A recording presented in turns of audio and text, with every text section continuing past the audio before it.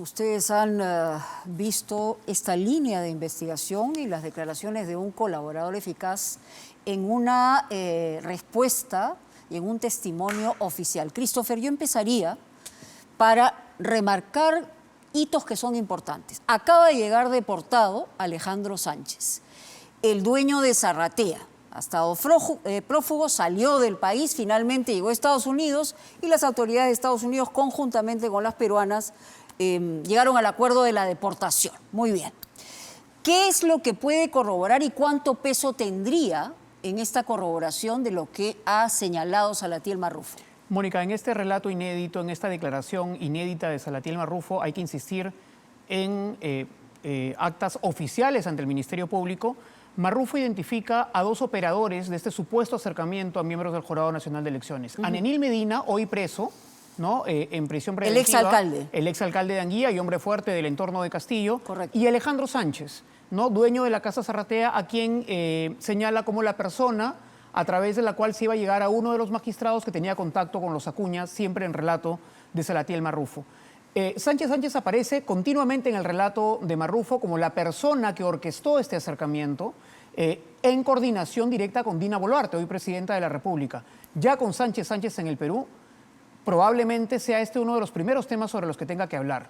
Aquí, hay que decirlo, hemos pedido que todas las personas mencionadas nos cuenten qué tienen que decir al respecto. Por supuesto, hay personas detenidas a las que no les hemos podido hacer la pregunta, entre ellos Nenil Medina, que está entre las 3 personas que el Ministerio Público ya ha citado a declarar sobre este asunto. ¿Y qué significa que esté en etapa de corroboración?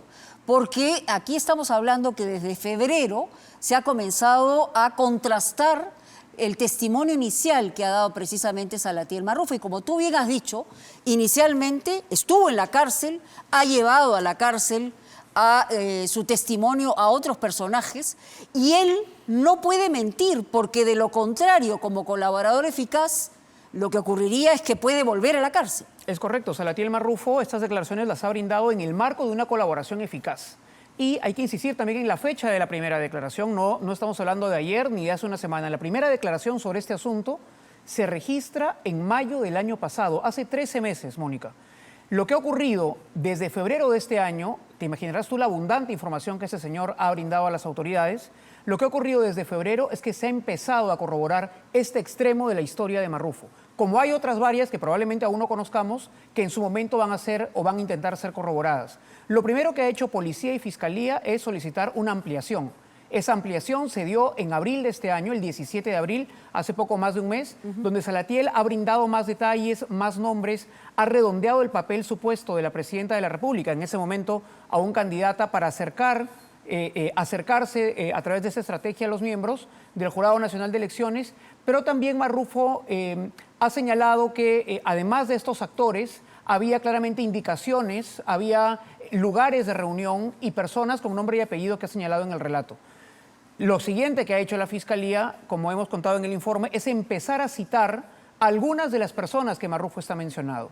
Ya ha declarado ante Fiscalía, y ahora te voy a contar un poco también los descargos de estas personas. Correcto, sí. Ya ha sido citado a Fiscalía Richard Acuña Núñez, ¿no? De Alianza para el Progreso, hijo de César Acuña, quien aparece mencionado como la vía supuesta, la supuesta puerta de llegada al magistrado Rodríguez Vélez. Richard Acuña ya declaró sobre este tema en la Fiscalía, ha sido citado, él ha señalado que no conoce a Rodríguez Vélez, que no lo une ningún tipo de relación con él y además entendemos, le ha dicho a la Fiscalía y también nos ha dicho a nosotros, porque lo hemos contactado, que es imposible que le haya apoyado en esa campaña Perú Libre porque hay archivo periodístico suficiente que el apoyo suyo era Keiko Fujimori. Recordemos que él un poco se le encargó la zona norte durante esa campaña electoral. Pero ¿qué dice otro de los mencionados? Andrés Alcántara, ¿te acordarás tú del candidato presidencial de La Casita? Correcto. No, sí. Un candidato, digamos, menor, no, digamos, con no mucha proyección en esa campaña. Andrés Alcántara también ha sido citado a declarar sobre este asunto. No tenemos mayores detalles de su declaración, lo hemos intentado contactar, nos ha bloqueado el WhatsApp, por cierto, a la hora de solicitarle el descargo. Sabemos de alguna manera por algunas fuentes que también habría negado la relación con el magistrado Sanginés Salazar, que es la persona que en el relato de Marrufo se contactó a través de este ex candidato presidencial. Ahora, lo curioso es que ninguno de los miembros del Jurado Nacional de Elecciones haya querido salir a responder si es que la Yo cosa, creo que digamos, sí. está clara para ellos, ¿no? Sí, exactamente. Nosotros no solamente le hemos pedido al Jurado Nacional de Elecciones un pronunciamiento formal, institucional, se nos hizo saber que la pregunta les parecía ofensiva, pero los periodistas hacemos preguntas y era lo que correspondía No hay preguntas ofensivas, en tramitarles. realidad. Pero además, cuando hemos contactado directamente a cada uno, ya no solamente institucionalmente, de manera individual a cada magistrado, al señor Salas Arenas, a San Ginés Salazar y a Rodríguez Vélez, que no está más en la institución, pero lo estuvo en su momento, ninguno ha aceptado una entrevista a cámaras con nosotros. Están todavía, por supuesto, en la semana siguiente, estamos abiertos a poder escuchar sus descargos. A quien también le hemos pedido, Mónica, su descargo, por supuesto, es a la presidenta Dina Boluarte, que aparece en el relato de Salatiel Marrufo como la orquestadora supuesta de esta estrategia para llegar al jurado. ¿Y a través de qué? ¿Del despacho presidencial le han hecho la pregunta? Hemos contactado directamente a Jim Pajuelo, ¿no? Jefe de la Oficina de Comunicaciones de Palacio de Gobierno, que nos hizo conocer que Palacio no se iba a pronunciar sobre el tema porque se trata de un señalamiento a la hoy presidenta cuando aún no lo era, cuando era candidata, y que por tanto, entiendo, funcionalmente no le corresponde manifestarse a Palacio de Gobierno como entidad pública. Y nos dijo también que ellos respetaban que esta información estaba aún en etapa de corroboración, en investigación preliminar, y que eran respetuosos de ese proceso. Sin embargo, Mónica, los señalamientos que hace Marrufo son muy graves y ojalá en los siguientes días, entiendo que la presidenta no está en el país, pueda haber de parte de la señora Boluarte algún tipo de descargo, algún tipo de explicación a por qué se le señala como la persona que habría acercado o habría diseñado esa estrategia para influir en el jurado.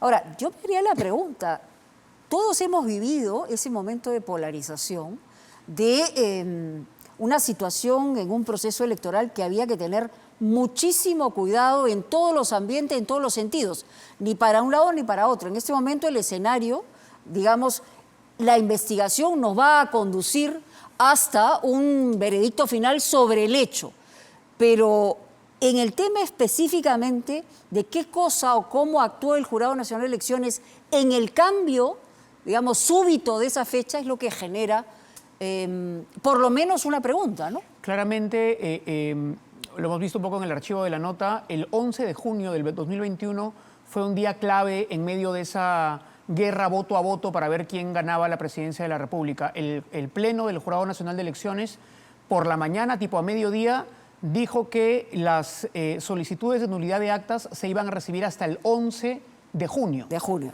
efectivamente. Horas más tarde, el mismo 11 se desdijo, tuvo que salir Salas Arenas a decir que, sin decir que se habían equivocado, que en verdad dejaban sin efecto esa resolución porque lo que correspondía por ley, como en efecto está estipulado, era recibirla solamente hasta el 9 de junio, es decir, 3 días de la segunda vuelta. Claro. Este periodo, digamos, esta parte de la historia, si quieres, errática en el proceder de una institución tan seria como el Jurado Nacional de Elecciones, abrió una serie de preguntas en ese momento y es quizá eso lo que está intentando Marrufo explicar con estas declaraciones que yo creo necesitan ser respondidas de manera fuerte y detallada por parte de la propia institución. Acá es importante que hay varios protagonistas en esta historia, que la investigación y la línea tiene que conducir a corroboración o no respecto a lo que ha señalado Marrufo.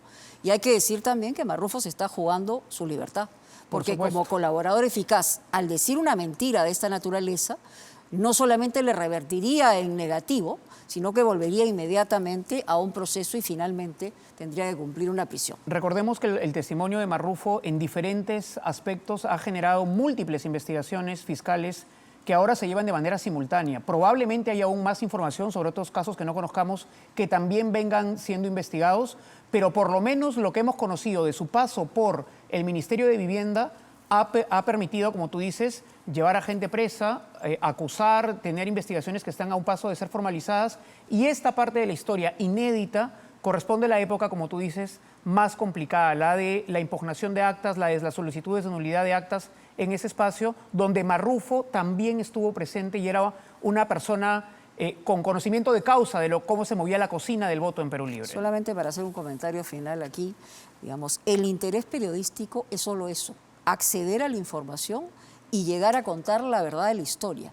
En más de una oportunidad hemos señalado que la verdad no está a la vuelta de la esquina. A veces es muy compleja y hacia eso estamos tratando de llegar en todos los temas que están vinculados a protagonistas importantes del país. Correcto, Mónica. Aquí Agradecemos. la noticia es que la declaración existe y ya a raíz de El esta testimonio declaración, existe. Exactamente, va a tocar a las autoridades que tengan todas las corroboraciones y todas las pruebas necesarias para ver si esta versión de Marrufo es cierta o no.